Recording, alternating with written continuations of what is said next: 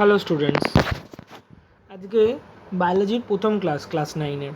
তো এই ক্লাসে আমরা পড়বো সায়েন্সের 5th চ্যাপ্টার এবং বায়োলজির প্রথম chapter fundamental unit of life.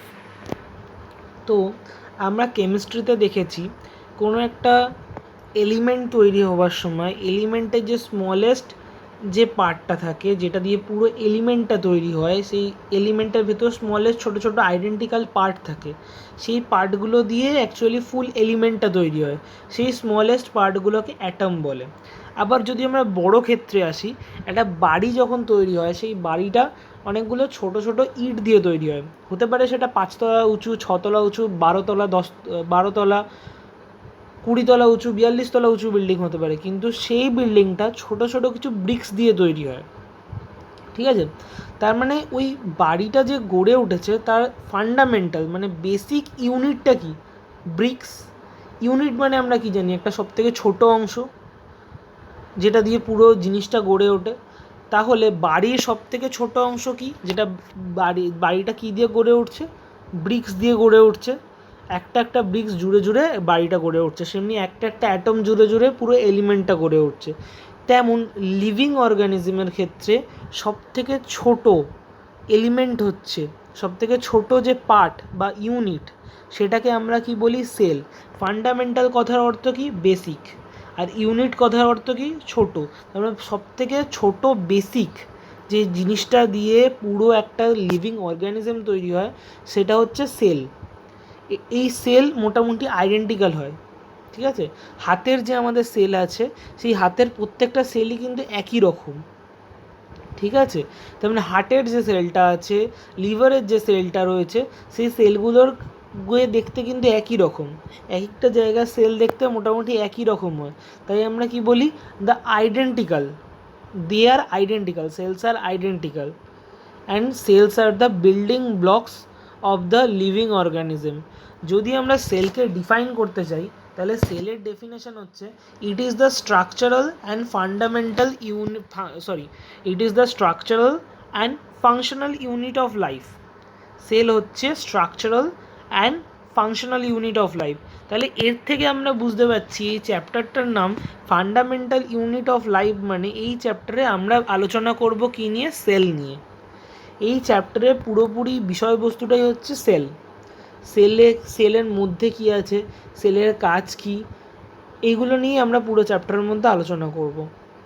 তো প্রথমেই আমাদের কোয়েশ্চেনটা আসে যে সেল আমরা কীভাবে খুঁজে পেলাম? হঠাৎ করে আমরা সেল কোথা থেকে খুঁজে পেলাম?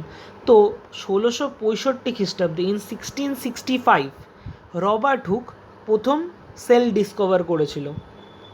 ঠিক আছে, তিনি কী সেল ডিসকভার করেছিল? তিনি কর্ক সেল ডিসকভার করেছিল, যেটা গাছের বার্ক মানে গাছের এই যে ছালের মধ্যে থাকে, কাণ্ডের মধ্যে যে ছালের পার্টটা থাকে তার মধ্যে কর্ক সেলটা থাকে।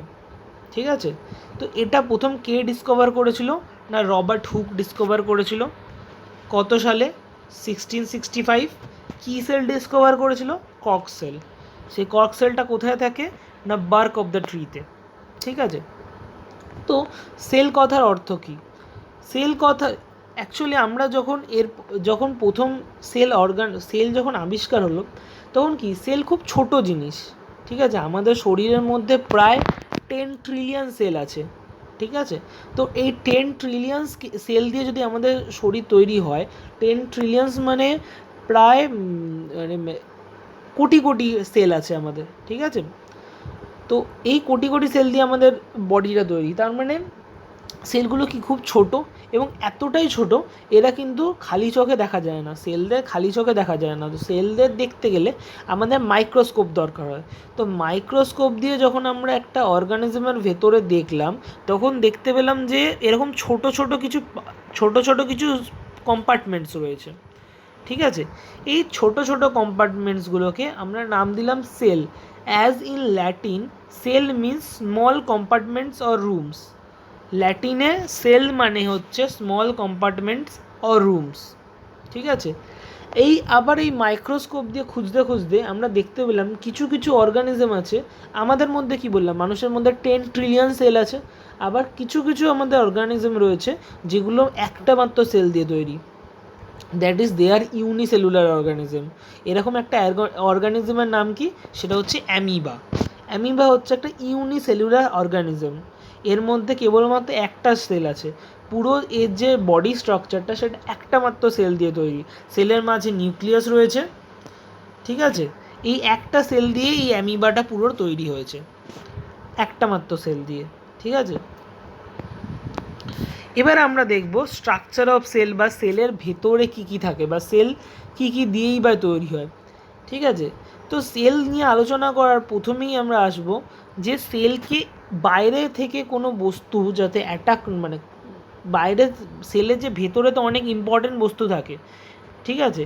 এবার এই ভেতরে ইম্পর্টেন্ট বস্তুগুলোকে বাইরের যে আঘাত রয়েছে সেটা থেকে আটকানোর জন্য এই যে বাইরে একটা প্লাজমা মেমব্রেন থাকে, এই যে বাইরের যে লাইনটা রয়েছে বা এই বাইরের যে কোটিংটা রয়েছে, ঠিক আছে? এই বাইরের কোটিংটাকে প্লাজমা মেমব্রেন বলা হয়, ঠিক আছে? এটা আরেকটা নামও আছে, একে সেল মেমব্রেনও বলা হয়। প্লাজমা মেমব্রেন ও সেল মেমব্রেন, এই যে বাইরের যে কোটিংটা রয়েছে, বাইরে একদম যে কোটিং লাইনটা রয়েছে সেটাকে বলা হয় প্লাজমা মেমব্রেন ও সেল মেমব্রেন। এবার এই সেল মেমব্রেনটা হচ্ছে সেমি পারমেবল। এই সেমি পারমিয়েবল কথার অর্থ কি?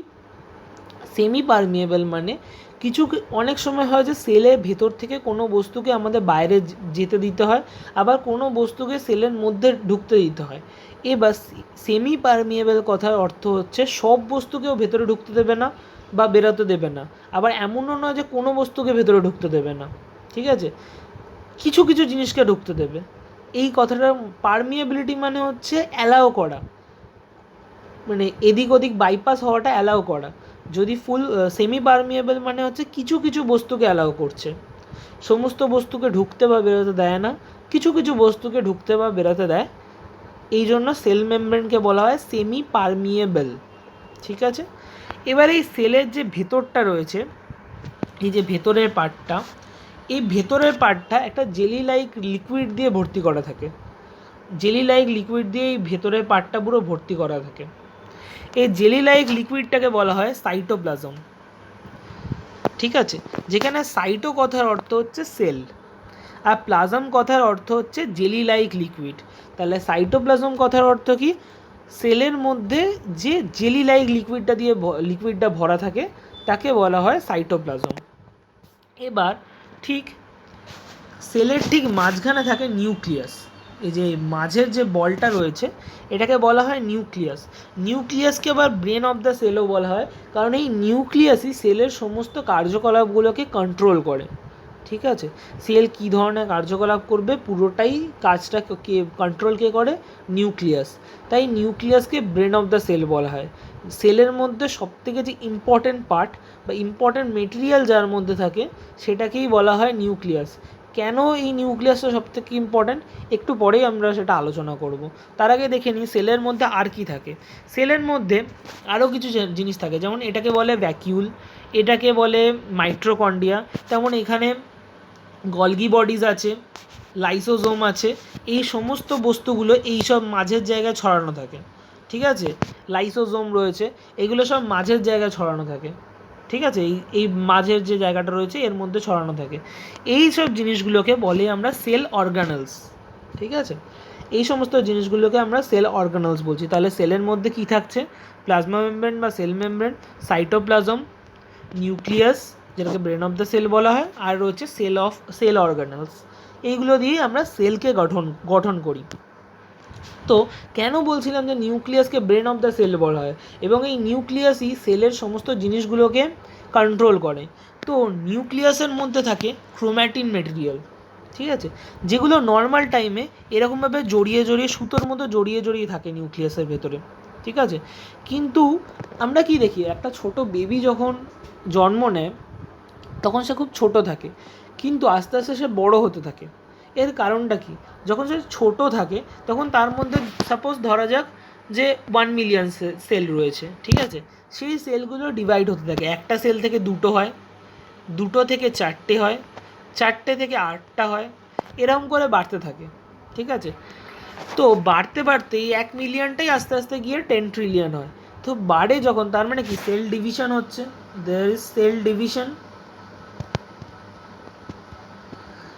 সেল ডিভিশন হওয়ার সময় এই যে ক্রোম্যাটিন মেটেরিয়ালসগুলো এরকমভাবে জড়িয়ে জড়িয়ে থাকে, এইগুলো খুলে যায়, খুলে গিয়ে একটা এরকম স্ট্রাকচার তৈরি করে, এরকম ফ্লাওয়ারের মতো স্ট্রাকচার তৈরি করে। এই স্ট্রাকচারটাকে আমরা বলি ক্রোমোজোম। ঠিক আছে, এই ক্রোমোজোম নিউক্লিয়াসের মধ্যে একটি অন্যতম গুরুত্বপূর্ণ মেটেরিয়াল ক্রোমোজোম। এই ক্রোমোজোমের মধ্যেই থাকে ডিএনএ। ডিএনএটা দেখতে কীরকম হয়? এরকম একটা হেলিক্যাল স্ট্রাকচার হয়, এরকম দুটো সিঁড়ি যেন জড়ানো আছে, এরকম ডাবল হেলিক্যাল স্ট্রাকচার হচ্ছে ডিএনএর। ঠিক আছে, ডিএনএ পুরো নাম হচ্ছে ডিঅক্সি রাইবোনিউক্লিক অ্যাসিড। ঠিক আছে, এই ডিএনএর মাঝে রয়েছে জিন। ঠিক আছে, এই জিনই হচ্ছে আমাদের, যে অনেক সময় আমরা বলে থাকি যে সে তার প্যারেন্টসদের, কোনো একটা বেবি তার প্যারেন্টসদের নেচার পেয়ে থাকে। এই প্যারেন্টসদের নেচার পাওয়ার কারণ হচ্ছে সেগুলোকে বহন করে আনে জিন। প্যারেন্টসদের মধ্যে যে জিন থাকে, জেনেটিক মেটেরিয়াল জিনটা থাকে, তার মধ্যে কিছু জেনেটিক ইনফরমেশান থাকে। ঠিক আছে, সেগুলো তার বেবির মধ্যে চলে আসে, তাই জন্য তাদের কিছু ক্যারেক্টারিস্টিক বেবির মধ্যে দেখা যায়। এই কাজটা অ্যাকচুয়ালি করে জিন। ঠিক আছে, তো এবার আসি শেপ অফ সেল নিয়ে। তো সেল অনেক রকম হতে পারে। তো আমরা যদি দেখে নিই, আমরা অ্যামিবার সম্পর্কে আগেই আলোচনা করেছি। অ্যামিবার কিন্তু কোনো ফিক্স শেপ নেই। অ্যামিবা একটা ইউনিসেলুলার অর্গানিজম এবং এর কোনো ফিক্স শেপ নেই। এটা এরকম থাকতে পারে, কখনো আবার এরকম হয়ে যেতে পারে। ঠিক আছে, এর কোনো ফিক্স সেল নেই। এর মধ্যে যে আমি বলেছিলাম একটু আগে, যে বললাম এর মধ্যে সাইটোপ্লাজমটা থাকে, অ্যামিবার চলন যখন হয়, যেদিকে ওকে যেতে হবে ও সেদিকটা কী করে বেশি রকম কনসেন্ট্রেশন করে দেয়, তার জন্য এদিকে ওয়েটটা বেশি হয়ে যায়, দিয়ে অ্যামিবা আস্তে আস্তে এগোতে থাকে এবং যখন যেরকম এগায়, যখন যেরকম এই ফ্লুইডের প্রেশারটা বাড়ে, ওর শেপটা সেরকমভাবে চেঞ্জ হতে থাকে। এই জন্য অ্যামিবার কিন্তু কোনো ফিক্স শেপ নেই। কিন্তু আমাদের শরীরে যে সমস্ত সেল রয়েছে, যেমন আমাদের রয়েছে নিউরন সেলস।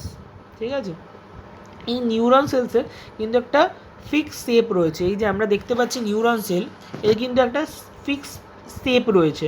এছাড়াও যে মাসেল সেল রয়েছে, এর কিন্তু একটা ফিক্স শেপ রয়েছে। এছাড়াও আমাদের হার্টের মধ্যে যে সেলগুলো রয়েছে তার ফিক্স শেপ রয়েছে। লিভারের মধ্যে যে সেলগুলো রয়েছে তার একটা ফিক্স শেপ রয়েছে। মোটামুটি আমাদের শরীরে যে সমস্ত সেলগুলো রয়েছে তাদের সবারই ফিক্সড শেপ রয়েছে, কিন্তু অ্যামিবার কিন্তু কোনো ফিক্স শেপ নেই। এক একটা আমাদের বডির মধ্যে এক একটা সেলের স্ট্রাকচার, এক একটা সেলের শেপ এক এক রকম। দেখতে পাচ্ছি আমরা যেটা নিউরন সেলস রয়েছে স্পাইনাল কর্ডে থাকে, তো তার এরকম একরকম আমাদের একটা শেপ রয়েছে। আবার মাসেল সেলের কিন্তু শেপ অন্যরকম। ঠিক আছে, এবার আমরা বলবো ডিফিউশন কাকে বলে। ধরা যাক আমাদের যে রেসপিরেটরি সিস্টেম রয়েছে, রেসপিরেটরি সিস্টেমে আমরা কী করি? অক্সিজেনকে আমরা ইনপুট করি আর কার্বন ডাইঅক্সাইডকে আমরা ছেড়ে দিই। ঠিক আছে, আউটপুটে দিই। তো যখন একটা সেলের মধ্যে রেসপিরেটরি সিস্টেম চলছে, তখন কি সেলটা কার্বন ডাইঅক্সাইডে ভর্তি হয়ে যাচ্ছে। ঠিক আছে, কিন্তু বাইরে তো, তার মানে কি সেলের মধ্যে কার্বন ডাইঅক্সাইডে হাই কনসেন্ট্রেশন হয়ে যাচ্ছে, কিন্তু সেলের বাইরে তো আর অত কার্বন ডাইঅক্সাইড নেই, কম কার্বন ডাইঅক্সাইড আছে, তো সেখানে লো কনসেন্ট্রেশন দেখতে পাচ্ছি। তাহলে সেলের ভেতরে হাই কনসেন্ট্রেশন রয়েছে CO2, আর সেলের বাইরে আমাদের লো কনসেন্ট্রেশন রয়েছে। যেহেতু আমি কি বলেছিলাম যে সেল মেমব্রেন যেটা রয়েছে, সেল মেমব্রেন কিন্তু সেমি পারমিয়েবল, তার মানে ওর মধ্যে দিয়ে কিন্তু আসা যাওয়া অ্যালাউড। তার মানে কি করবে, এখানে হাই কনসেন্ট্রেশন রয়েছে আর লো কনসেন্ট্রেশন রয়েছে, তার মানে আমরা ডিফিউশন কেমিস্ট্রিতে কি বলেছিলাম যে হাই কনসেন্ট্রেশন থেকে লো কনসেন্ট্রেশনের দিকে পার্টিকেলগুলো চলে যায়। তাহলে কি হবে, এখানে CO2টা ভেতরে যেটা আছে ভেতর থেকেও বেরিয়ে বাইরে চলে আসতে চাইবে। ঠিক আছে, এবং চলেও আসবে, সেলের ভেতর থেকে CO2গুলোকে বেরিয়ে আমাদের সেলের বাইরে চলে আসবে, যেহেতু সেলের ভেতরে রয়েছে হাই কনসেন্ট্রেশন আর সেলের বাইরে রয়েছে লো কনসেন্ট্রেশন, তাই জন্য ভেতর থেকে বেরিয়ে বাইরের দিকে চলে আসতে চাইবে CO2গুলো। ঠিক আছে, যেমন অক্সিজেন সেলের বাইরে রয়েছে হাই কনসেন্ট্রেশন আর সেলের ভেতরে রয়েছে লো কনসেন্ট্রেশন। সেলের ভেতরে অক্সিজেন খুব কম আছে, কিন্তু আমার যদি পরের রেসপিরেটরি সিস্টেমটা করতে হয়, একবার আমরা অক্সিজেন নিলাম, রেসপিরেটরি সিস্টেম হলো, কার্বন ডাইঅক্সাইড ছেড়লাম, পরের বার আবার করার জন্য তো আমার অক্সিজেন দরকার, তার মানে আমাকে অক্সিজেন ইনপুট নিতে হবে। তো বাইরে রয়েছে অক্সিজেনের হাই কনসেন্ট্রেশন, সেলের ভেতরে এখন অক্সিজেন চাই, সেলের ভেতরে কিন্তু অক্সিজেনের লো কনসেন্ট্রেশন, তার মানে কী হবে, হাই কনসেন্ট্রেশন বাইরের থেকে অক্সিজেনটা ভেতরের দিকে ঢুকবে, তখন এখানেও তার মানে ডিফিউশন হবে, অক্সিজেনটা ডিফিউজড হয়ে বাইরে থেকে ভেতরের দিকে ঢুকে যাবে। তো এরকমভাবে এই প্রসিডিওরটাকে আমরা ডিফিউশন বলছি। তো এরকম শুধু অক্সিজেন কিংবা কার্বন ডাইঅক্সাইড নয়, বিভিন্ন মেটেরিয়াল এরকম সেলের বাইরে থেকে ভেতরে বা ভেতর থেকে বাইরে আসা যাওয়া করতে পারে, ঠিক আছে। সেল মেমব্রেন যেগুলোকে অ্যালাউ করবে সেগুলো বাইরে থেকে ভেতরে কিংবা ভেতর থেকে বাইরে আসা যাওয়া করতে পারে, ঠিক আছে। কিন্তু এই জলও তেমনভাবে সেলের ভেতর থেকে বাইরে বা বাইরে থেকে ভেতরে যাতায়াত করতে পারে, কিন্তু জলের ক্ষেত্রে এই ডিফিউশনটাকেই আমরা বলি হচ্ছে অসমোসিস। জলের ক্ষেত্রে ডিফিউশনের প্রসিডিওরটাকেই আমরা বলি অসমোসিস, ঠিক আছে। তো এই অসমোসিসের কিন্তু আবার দু রকম ভাগ রয়েছে, একটা হচ্ছে এক্সো অসমোসিস, একটা রয়েছে এন্ডো অসমোসিস। এন্ডো অসমোসিস, তো আমরা এক্সো মানে কি জানি, এক্সো মানে বাইরে। তো জল যখন সেলের ভেতর থেকে বাইরের দিকে যায়, দ্যাট মিনস সেলের ভেতরে যখন জলে হাই কনসেন্ট্রেশন থাকে আর সেলের বাইরে যখন জলের লো কনসেন্ট্রেশন থাকে, তখন ওয়াটারটা কী করে, হাই কনসেন্ট্রেশন থেকে লো কনসেন্ট্রেশনের দিকে যায়, ঠিক আছে। তার মানে সেলের ভেতর থেকে বাইরের দিকে জলটা ফ্লো হয়, ঠিক আছে। তো এটাকেই আমরা বলি এক্সো অসমোসিস। এক্সো মানে বাইরের দিকে যাওয়া, সেলের ভেতর থেকে জলটা বাইরের দিকে যাচ্ছে। আর এন্ডো অসমোসিস মানে কি, এন্ডো মানে কি আমরা জানি ভেতরে, যখন জলের কনসেন্ট্রেশনটা সেলের ভেতরে লো হয়, ঠিক আছে, আর বাইরে জলের কনসেন্ট্রেশনটা হাই হয়, ঠিক আছে, তখন কি হয়, জলটা বাইরে থেকে ভেতরের দিকে ঢুকে যায়, ভেতরে সেলের ভেতরে প্রবেশ করে। এই ভেতরে এন্টার করার প্রসেসটাকে আমরা বলি এন্ডো অসমোসিস। তাহলে বোঝা গেল দু রকম অসমোসিস কী কী রয়েছে, বাইরে থেকে ভেতরের দিকে যাওয়াকে আমরা বলি এন্ডো অসমোসিস, আর যখন জলটা ভেতর থেকে সেলের ভেতর থেকে বাইরের দিকে আসছে তখন আমরা বলছি এক্সো অসমোসিস, ঠিক আছে। এবার আমাদের ধরা যাক এই সেলের ভেতর, এই যে এইটা ধরো একটা সেল, এবার এই সেলের ভেতর কি আছে, জল মানে H2O আর কার্বন ডাইঅক্সাইড মানে CO2 প্রেজেন্ট, একটা মিক্সচার হিসাবে প্রেজেন্ট আছে। এবার সেখানে জল রয়েছে 90%, ওকে, আর CO2 রয়েছে 10%, তার মানে বোঝাই যাচ্ছে জলের থেকে CO2 অনেক বেশি। তার মানে এখানে সলিউট হচ্ছে CO2, আর এখানে জলটা বেশি রয়েছে। তো এইরকম যে সলিউশন, সেটাকে আমরা বলি হাইপোটনিক। হাইপো কথার অর্থ হচ্ছে লেস, আর টনিক কথার অর্থ হচ্ছে কনসেন্ট্রেশন। তো হাইপোটনিক মিন্স লেস কনসেন্ট্রেশন। এখানে আমরা দেখতেই পাচ্ছি CO2 আছে মাত্র 10% আর সেখানে H2 আছে 90%। তো খুব বোঝাই যাচ্ছে খুব লেস কনসেন্ট্রেশনের একটা সলিউশন হবে, এই জন্য আমরা এটাকে হাইপোটনিক বলছি।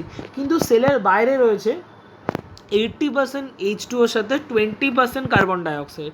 এবার এইটার রেসপেক্টে যদি আমি এটা দেখি, তাহলে কি এইটা হচ্ছে লেস কনসেন্ট্রেটেড, এটা হচ্ছে হাই কনসেন্ট্রেটেড, কারণ এখানে কার্বন ডাইঅক্সাইড মানে সলিউটটা 10 থেকে 20 হয়েছে, তার মানে কি কনসেন্ট্রেশনটা বেড়েছে। কনসেন্ট্রেশন বাড়ার জন্য এই সলিউশনটা হয়ে যাচ্ছে হাই কনসেন্ট্রেশনের সলিউশন, আর ভেতরেরটা হয়ে যাচ্ছে লো কনসেন্ট্রেশনের সলিউশন। তো হাই কনসেন্ট্রেশনের সলিউশনকে আমরা হাইপারটনিক সলিউশন বলি, লো কনসেন্ট্রেশনকে আমরা বলি হাইপোটনিক সলিউশন, আর হাই কনসেন্ট্রেশনের সলিউশনকে বলি আমরা হাইপারটনিক সলিউশন। তো হাইপারটনিক সলিউশনের ক্ষেত্রে কি, জলের কিন্তু কনসেন্ট্রেশনটা কম, কারণ এখানে দেখ জলটা কিন্তু 80% আর এখানে হাইপোটনিকে কিন্তু জলটা বেশি ছিল। তার মানে হাইপোটনিকে কিন্তু জলের যে কনসেন্ট্রেশনটা রয়েছে সেটা কিন্তু বেশি। জল এখানে 90 রয়েছে, এখানে জল 80 রয়েছে, তার মানে কি এইখানে জলটা বেশি কনসেন্ট্রেশন রয়েছে, তার মানে এটা হচ্ছে হাই কনসেন্ট্রেশন, এটা হচ্ছে লো কনসেন্ট্রেশন, ঠিক আছে। তার মানে আমরা কি জানি হাই কনসেন্ট্রেশনের থেকে লো কনসেন্ট্রেশন যাবে, তাহলে অসমোসিস কোন দিকে হবে। এবার আমরা ইম্পর্টেন্ট পয়েন্টে আসবো যে অসমোসিস কোন দিকে হবে। Osmosis will happen from hypotonic solution. Hypotonic মানে এইটা যেটা concentration com, hypotonic solution to hypertonic solution. কারণ আমরা কি জানি, অসমোসিস মানে হচ্ছে জলটা কোন দিকে যাচ্ছে, জল যাচ্ছে হাইপোটনিক থেকে হাইপারটনিক।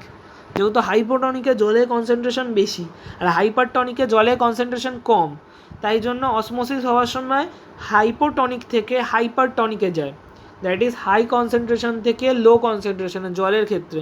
কিন্তু সলিউট কোন দিকে যাবে, সলিউট কিন্তু দেখতে পাচ্ছি এখানে 10 এখানে 20, তার মানে এটা রয়েছে কিন্তু হাই, এটা হাই, তার মানে দ্যাট ইজ হাই, সলিউট যাবে হাইপারটনিক থেকে হাইপোটনিকে।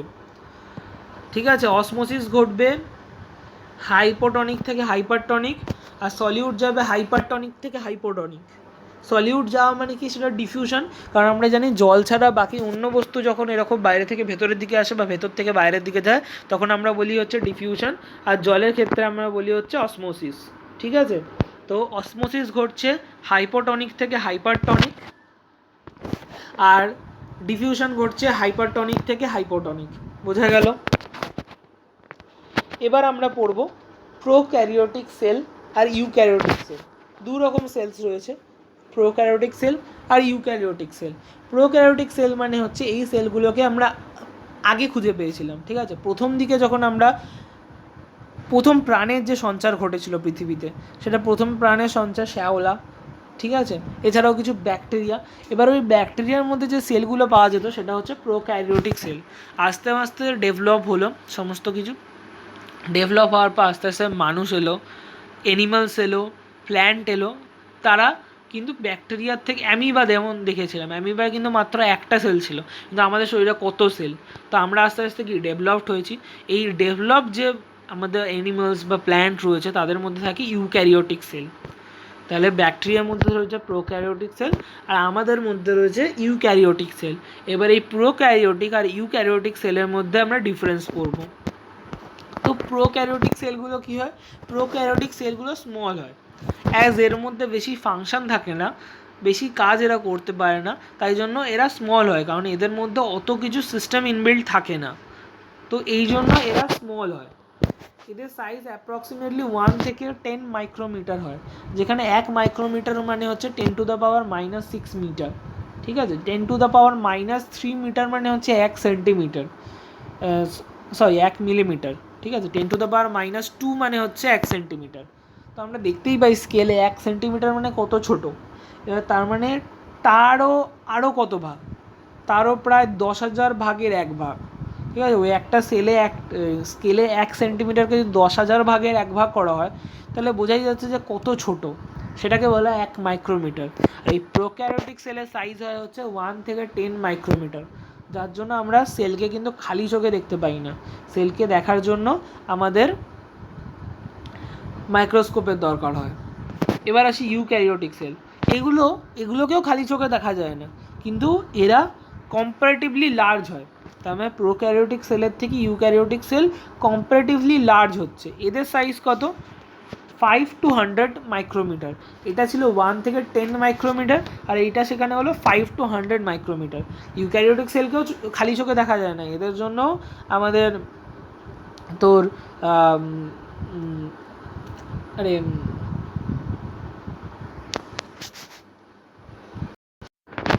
এদের জন্য আমাদের কিন্তু মাইক্রোস্কোপ দরকার হয়, কিন্তু এদের সাইজ প্রোক্যারিওটিক সেলের থেকে একটু বড় হয়। এবার প্রোক্যারিওটিক সেলে কিন্তু কোনো রকম ওয়েল ডিফাইন্ড নিউক্লিয়াস থাকে না, কিন্তু ইউক্যারিওটিক সেলে একটা ওয়েল ডিফাইন্ড নিউক্লিয়াস থাকে। ব্যাকটেরিয়ার মধ্যে একটা ওয়েল ডিফাইন্ড নিউক্লিয়াস কিন্তু ছিল না, কিন্তু আমাদের হিউম্যান সেলে একটা ওয়েল ডিফাইন্ড নিউক্লিয়াস রয়েছে। নিউক্লিয়ার মেমব্রেনও অ্যাবসেন্ট। নিউক্লিয়ার মেমব্রেন কোনটা বলেছিলাম, সেলের যে বাইরের পার্টটা রয়েছে, মানে সেলের একদম সাইডটা, মানে যে কোটিংটা রয়েছে সেলে, সেটাকে নিউক্লিয়ার মেমব্রেন বলে। সেটা কিন্তু প্রোক্যারিওটিক সেলে ছিল না, কিন্তু ইউক্যারিওটিক সেলে সেটা প্রেজেন্ট। প্রোক্যারিওটিক সেলটা কি, মেমব্রেন বাউন্ড সেল অর্গানেলস আর প্রেজেন্ট।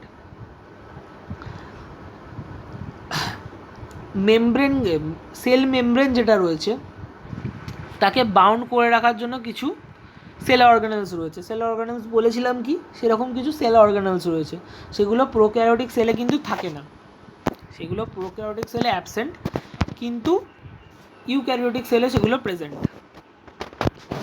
ক্রোমোজোমের কথা বলেছি, সেই ক্রোমোজোম কিন্তু প্রোক্যারিওটিক সেলে একটাই থাকে, সিঙ্গেল, ঠিক আছে, কিন্তু ইউক্যারিওটিক সেলে মোর দ্যান ওয়ান ক্রোমোজোম থাকে, ঠিক আছে। যেমন আমাদের হিউম্যান সেলসের মধ্যে টোটাল 23 পেয়ার্স অফ ক্রোমোজোমস থাকে, ঠিক আছে। এবার এক্সাম্পলে আসি, most of the bacterias has this type of cell. বেশিরভাগ ব্যাকটেরিয়ার মধ্যে প্রোক্যারিওটিক সেল পাওয়া যেত, যেটা আমি আগেও বললাম। আর হিউম্যান আর মোস্ট অফ দ্য ডেভেলপড অ্যানিমালসের মধ্যে আমরা ইউক্যারিওটিক সেল পাই। তাহলে এই গেল প্রোক্যারিওটিক সেল আর ইউক্যারিওটিক সেলের ডিফারেন্স। এবার আসি প্ল্যান্ট সেল আর অ্যানিমাল সেলের মধ্যে ডিফারেন্স। তো প্ল্যান্ট সেল যেটা হয়, প্ল্যান্ট সেল অ্যানিমাল সেলের থেকে একটু শক্ত হয়, ঠিক আছে। প্ল্যান্ট সেল যেটা রয়েছে সেটা অ্যানিমাল সেলের থেকে শক্ত হয়, এটা খুব আমরা সহজেই বুঝতে পারি। আমাদের গায়ে চিমটি কাটলে কিন্তু আমাদের লাগে, ঠিক আছে, কিন্তু আমরা যদি একটা গাছের গায়ে চিমটি কাটি, যেগুলো মোটা গুঁড়িযুক্ত গাছ হয়, সেই গাছের গায়ে যদি আমরা চিমটি কাটি তাহলে কিন্তু আমাদের উল্টে নোকটা ভেঙে যায়, ঠিক আছে, আমাদের নোকটা ভেঙে যায়, বা আমরা কিন্তু কিছু করতে পারি না, গাছটাকে অত সহজে ভাঙা যায় না, ঠিক আছে, বা গাছটাকে অত সহজে ভাঙা যায় না, এবং গাছের সেরকমভাবে কিছু আমরা জোর লাগিয়েও কিছু করতে পারি না। তার মানে কি, ওর যে সেলটা রয়েছে সেটা কিন্তু অনেক বেশি স্ট্রং কেন হয়? কারণ আমি কিছুক্ষণ আগে বললাম না, নিউক্লিয়ার মেমব্রেন, বাইরের যে কোটিংটা সেটাকে আমরা বলি নিউক্লিয়ার মেমব্রেন। গাছের ক্ষেত্রে ওই কোটিংয়ের উপর আরেকটা ডাবল লেয়ার কোটিং থাকে, ঠিক আছে, ওই কোটিংয়ের উপর আরেক লেয়ার কোটিং থাকে, যেই সেকেন্ড লেয়ার কোটিংটাকে আমরা বলি সেল ওয়াল, ঠিক আছে। তার মানে প্ল্যান্ট সেলের ক্ষেত্রে সেল ওয়াল প্রেজেন্ট, প্ল্যান্ট সেলের ক্ষেত্রে সেল ওয়াল ইজ প্রেজেন্ট। আর অ্যানিমাল সেল আগেই বলেছি ওইটা কোটিংটা থাকে না, তার মানে সেল ওয়াল কিন্তু অ্যানিমাল সেলে নেই, নট প্রেজেন্ট। অ্যানিমাল সেলে সেল ওয়াল প্রেজেন্ট নেই। প্লাস্টিড, এবার প্লাস্টিড আমরা জানি কি, প্ল্যান্ট সেল তোর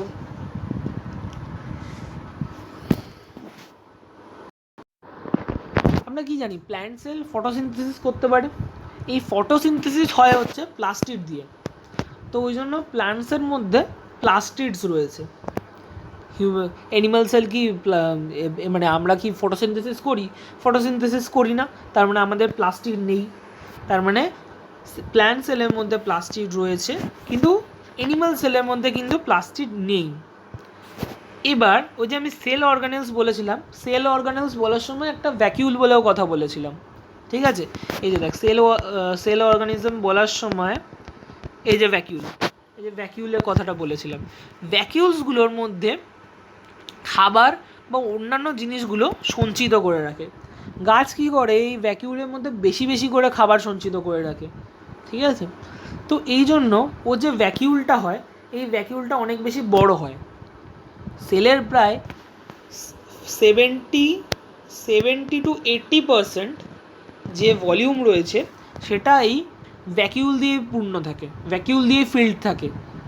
এই জন্য যে প্ল্যান্ট সেল রয়েছে তার লার্জ সেন্ট্রাল ভ্যাকিউল থাকে, ঠিক আছে, কিন্তু অ্যানিমাল সেলের ক্ষেত্রে সেটা অনেক ছোট হয়, ঠিক আছে। মানুষ আমাদের দেহে কিন্তু অত বেশি আমরা খাবার সঞ্চয় করি না। গাছের ক্ষেত্রে আমরা কী দেখি, ফটোসিনথেসিস সকালে হচ্ছে, সেটা দিয়ে রাত চালিয়ে দিয়ে পরের দিন সকাল অবধি থাকতে পারছে, তার মানে কি ওর শরীরে বেশি খাবারও সঞ্চিত করে রাখতে পারে। কিন্তু আমাদের কি তা হয়? আমাদের কিছুক্ষণ অন্তর অন্তরই খিদে পাচ্ছে, তার মানে কী হচ্ছে, আমাদের শরীরে কিন্তু আমরা অত খাবার স্টোর করে রাখতে পারি না, কারণ কি আমাদের যে সেল ভ্যাকিউল রয়েছে সেই ভ্যাকিউলগুলো ছোট হয়।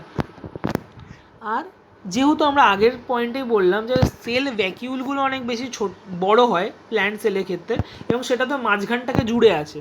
এবার মাঝখানটা জুড়ে থাকলে কি হবে, নিউক্লিয়াস আর মাঝখানে জায়গা পাবে না, তো নিউক্লিয়াস কী করবে, নিউক্লিয়াস বেচারা সাইডে সরে যায়।